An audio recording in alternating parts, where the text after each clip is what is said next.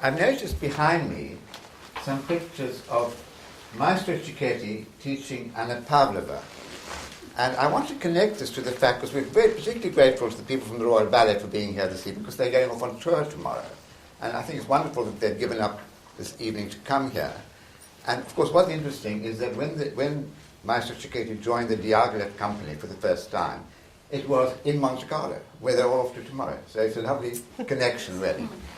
Now, what we thought we would do to begin with, and we hope you're all going to ask lots of questions, but we thought we'd start off by each saying something of what we think personally is particularly valuable about the Cecchetti work. For me, having been trained very much in the Cecchetti method when I was a student in South Africa, is how it connects with the Ashton ballets. Once I began to dance in Rendezvous, Patina, it just seemed quite natural, because it's the same sort of use of the upper body, the expressive use of shoulders, head and arms. To me, that's Cecchetti and that's Ashton. Dame Monica. Oh, that was brief. Settling in. I was just settling into listening to him. Okay, well, I probably won't be quite so brief, because I never am. I want to start by saying that we had hoped that maybe Darcy Bussell could join us this evening, but she had another fundraising evening to go to, and she was really sorry she couldn't be here, because she so admires and blames the Cecchetti work for getting her to where she is. She is a wonderful person, Darcy, and anybody who doesn't know her should meet her at some point, because she's so generous and so warm. And she really has. She recently was appointed president of the Royal Academy of Dance, and I wondered how she stood, because she is a patron of the Cecchetti Society. And a typical Darcy, she said, "Oh no, that's not a problem at all. No, there's no conflict of interest at all. It just all works together." I mean, I said that when I took on the job. So, because I'd thought, well, maybe she would be put in a difficult position to be here this evening, but not at all. So she sends her best wishes to everybody for this, and said that if she could do anything to help, she would be very happy to do so. I was born and brought up in South Africa and did a lot of my training there, and I was only at the Royal Ballet School for a year before I joined the company. And in discussion about which aspect we're all going to take and a slightly different view on things, I thought I would say about how I noticed when I came to England, and you know, when I joined the company when I was 16, and at such a young age, I look back now and I think, gosh, you know, I thought I knew something then. I realise how little I must have known, really. Except, I think that if you are fortunate enough to have good teachers, and I was very lucky that I had good teachers in Johannesburg, and so sort of almost I was unaware of what was being taught to me when I was 9 and 10 and 12 and 14. But if the teachers are good, then they're teaching you well, and somehow you absorb these things that they're giving you. And I think in terms of the Cecchetti work, one of the things that I certainly absorbed and appreciated hugely when I got into the company was the speed of footwork.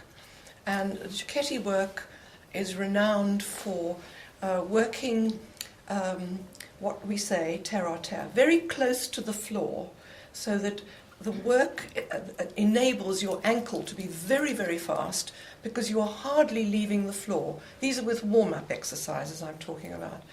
And I think that probably as a child, I'd from time to time got rather frustrated about the amount of attention my teacher would give to the accuracy of the closing position, but also the accuracy of how low I was just off the floor. And of course, what it meant that when I joined the Royal Ballet Company and discovered how Dame Ninette de Valois insisted on tiny, fast feet, Frederick Ashton adored fast footwork, and then Kenneth Macmillan was a little bit more liberal, but he also loved making you go always in the direction that you didn't think you were going to go in. And how helpful that was, that I think that in the training I'd learned to manage my feet. And it's a change of weight, isn't it? Change of weight, change of balance, fast shift of balance, and then of course everyone else is going to talk about what happens from here upwards. Okay, so that's me for now. Thank you. Ursula.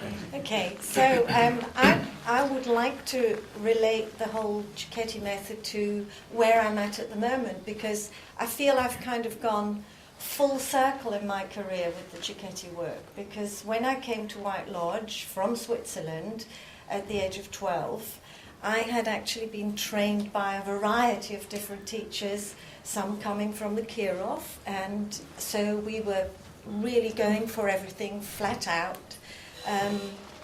lots of multiple turns and not much care on how things were placed. So when I came to White Lodge, I was taken right back to basics, and I was trained by Nora Roche, who was of course a very eminent Cecchetti teacher in my time, and I learned all these wonderful basics, the placing of everything and the control required. So particularly the strength in the ankle, which I now, when I've been researching historically for some insight evenings, where it all started, I more and more began to connect together where it all came from the very first Baroque dance steps that were just so based on finding the balance of the torso over the feet, just finding that equilibrium, which requires a huge amount of strength in the ankle.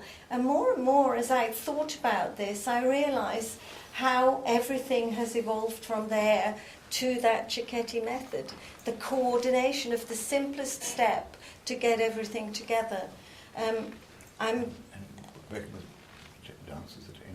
And of course, now I've gone full circle, and in my capacity of working with injured dancers coming back and getting them back into full training slowly, I'm finding that more and more I'm going back to those Cecchetti basics, which today's dancers actually find very, very hard to achieve, because the training has evolved, boundaries have been pushed further and further, extensions are high, choreographers demand different things. So now dancers find it actually very hard to control their legs at a lower height, to control the rising, not all the way up to a three-quarter point.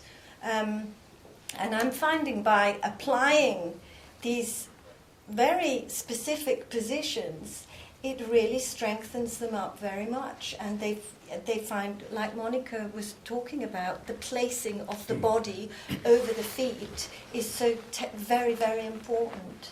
And I think that the Cecchetti method really does achieve this extremely well.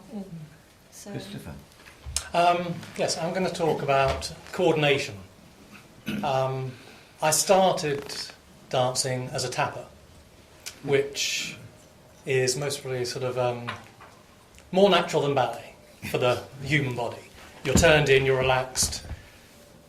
The reason I'm bringing that into coordination is when you learn classical ballet, not only do you turn out, but your arms are also put into positions, which for a normal person is sort of quite unnatural. Whereas tap, you learn the rhythms and the steps with your feet, and your arms are left to your own, as a child, your own device, really. So you naturally, 99% of the children sort of learning tap find their own coordination. I remember I was at White Lodge, and Richard was my teacher for 4 years. And so around about sort of age 12, 13, it wasn't necessarily still the one thing we wanted to be, ballet dancers, but we were on that track. And Richard had us all stand in the corner of the studio, run across the room, turn and fall to the floor. And at the time we just thought, this is crazy. This isn't ballet. What are we doing?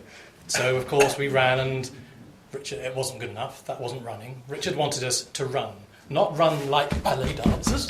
He wanted us to run across the room, spin as fast as we could, not with our arms down, just naturally spin and fall to the floor. I have to say, when I've taught now, if I'm asked to go and teach children, it's one of the first things I get them to do. Now, whether this was Richard's idea that we were learning our own coordination, but it is perfect, because when you're learning ballet, it's very, in a way, uncoordinated if you're learning the static positions.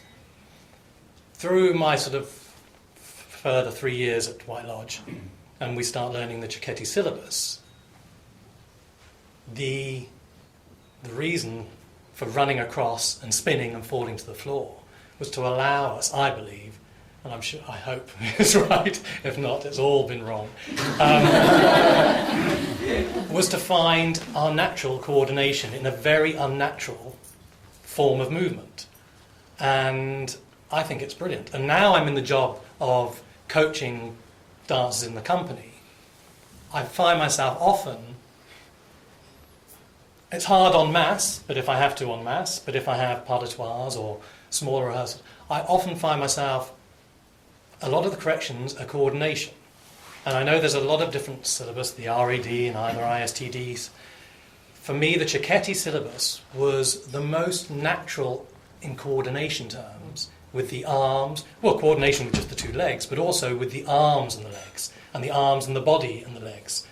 There is so much to coordinate, and the head, that throughout my process of learning the Cecchetti syllabus, and I find myself, without saying to the dancers in the company, this is the Cecchetti style, this is how I was taught, but my corrections to them are nearly always Cecchetti based as far as coordination. I could go on and on and on, but I think that's most probably enough. I just had one thing, because talking about the use of the arm, because I always say, if you could unscrew your arms and put them down and then learn all the steps and then put the arms back again, that would be easy. But you can't. Your arms are there, so they're either going to help you or they're going to hinder you. And the thing about the Cecchetti, the way the Cecchetti portable are coordinated, they help you to move. And not only with small steps, but with big jumps as well. It's the coordination of the arms and the legs. Take the arms away, and you've got river dance. Jonathan. Well, maybe I'll just pick up on a few of the points that have been said and then relate them to my position now as coach, really. Repetiteur is rather a fancy name. But I'll just go back to what Monica was saying about, when she was growing up and not really understanding quite what it was all about in terms of schooling. And no disrespect, Richard, but when we were at White Lodge, I really felt that we were just being trained to be classical dancers. I wasn't particularly aware of the benefits of Cecchetti at that point. It's just... But you were very obstinate, Jonathan. I was. But it was. Jonathan always worked very hard at what Jonathan was working on, not necessarily what I was working on. That's what my mother always said. Anyway. So not so much awareness of Cecchetti and the syllabus and the benefits at that point, until we did the exchange program with Paris Opera Ballet. Do you remember? Yeah. And there was 4 of us that went over to Paris Opera Ballet, and we danced with them for 2 weeks. And because there was no YouTube, there was no video, there was no DVD, there was no exposure to any other styles of dance, we were very much blinkered into our own world within White Lodge and our training. That for me then was a real awareness of another style, and a really contrasting style that was bred into them through their schooling. And they had the pirouettes with the ice skating turns where you bring them in slowly to increase the speed of the turn, which was all very novel but completely alien to all of us that were there. So really then that was kind of the first time that I started to understand that we were English dancers, that we had this style that had come from the Cecchetti syllabus, etc. And even, as Monica said, as a dancer in the company, there was still the Royal Ballet trained dancers and other dancers, but we were all classical dancers. And, you know, we approached the rep differently, I suppose is what I'm trying to say. But the realization for me of the importance, and probably a little bit like Chris, is when you start teaching. And then, then you really start to kind of understand the benefits of Cecchetti in just so many ways. I mean, I don't quite know where to begin, but Monica was giving me some ideas. But I'm going to just say, Monica and I were coaching, actually, together, a girl doing Firebird, a Spanish girl, and she went on to do the performance very, very well. I don't know how she's schooled. I'm not going to mention any names, but what we were trying to get her to do was a pas de bourrée, chassé, relevé. And in order to stay within the music, she had to control the floor. So in the depth of the plié in the arabesque, she had to hang on to it in order to relevé. And it was very difficult for her to have, like Ursula was saying, that control of the floor, to be able to really sit in the plié before the relevé into arabesque, so as to be within the tempo of the music was very hard. And we kept on persisting. We went over and over and over to try to get this quality. And she kind of grasped it, and as I said, she went on to do the performance very well. But what that Cecchetti schooling does, and all those enchaînements that we cursed when we were, sorry Richard, when we were training, and you know, the control of the floor, the ability to use the floor, for me is another aspect that's really important. And also because we've got some young dancers here, so I can't say too much, but dancers today do tend to want the tempo to match them. It's like they're calling out slower, faster, faster, slower in the studio, where if they had a little bit more Cecchetti, in my opinion, more control of the floor, then they would have the opportunity to then control that tempo. So when it slows down, there's the ability to use the plié, to use the relevé state. When it speeds up, as Monica was saying, the quickness of the feet, the sharpness to then move quickly with the tempo. And actually, when you think about it, that's what dancing's all about. It's not getting the music to match you, it's being able to express what the music is doing. And it all comes from everything everybody has been saying. So there's that. And then Monica was also, when we were discussing what we were going to talk about, we were rehearsing the other day the Awakening pas de deux with a beautiful dancer, young dancer. And just really, everybody knows the relationship of Cecchetti and Ashton, which we've spoken about. And it's really, Chris has really hit home about the coordination of all the body parts, how everything relates. So a combination of steps across the room wouldn't be highlighted positions. It would be a kind of seamless whole of dance with the positions within it. And everything's relating to arms to head to shoulders to a palm. There's great control of the floor. And when you're teaching and somebody doesn't have, you know, a particularly good disciplined schooling or, you know, an alternative sort of schooling, it's like Chris said, you're always thinking of the Cecchetti way, which really is coordination. Again, I'm just going over what Chris has said, but for me it's the most important thing. And I know Leslie Collier is sitting over there somewhere, but I remember watching her teaching a girl Sleeping Beauty in the coda, and she was doing the last step with the cabriole renversé and the little hitch kick thing, and she was not dancing it, but she was marking it and demonstrating it. And it was very beautiful. I mean, it was just a sort of seamless whole of dance. And then when you watch the dancer try to emulate that, it becomes a sequence of positions, really. Not bad, but just not quite as one, as an entirety. So really that's, I don't know what I've said, really, but anyway.